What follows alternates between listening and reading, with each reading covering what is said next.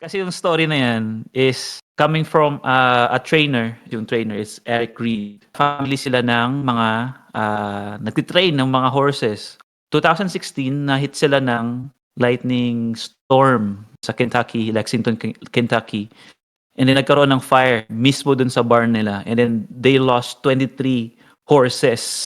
So parang on that time, ayaw ko na parang ganyan. Ayaw ko nang mag-ano ulit. Tapos nakabangon siya dahil din sa community.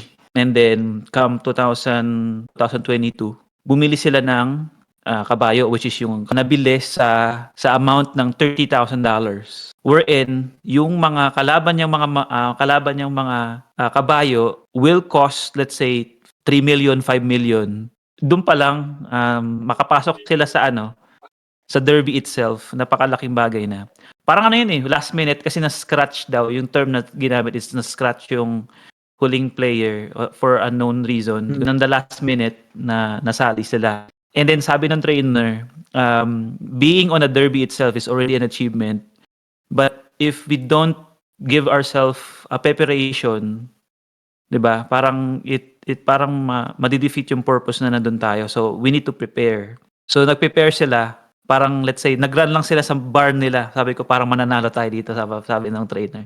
Coming from this setback, nakabalik sila. Parang could have just have it done. Huwag na tayong bumalik sa industry na to, and then something na there's always a reward when you give yourself a chance din. Siyempre credit din doon sa jockey. Siya yung nagmaneuver doon sa kabayo para maka-take over doon sa sa ibang horses. Tiba-tiba yung sa pustahan no? $1 will give you $100.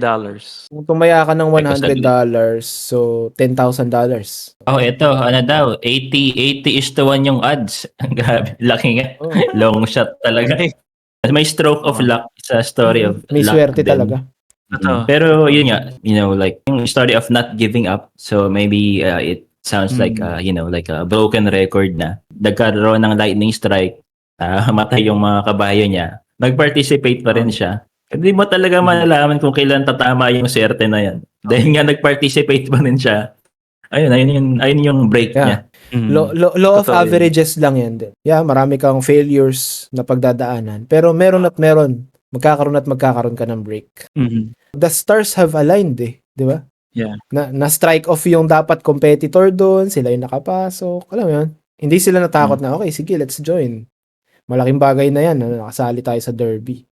Sabi nga nila, fortune favors the bold.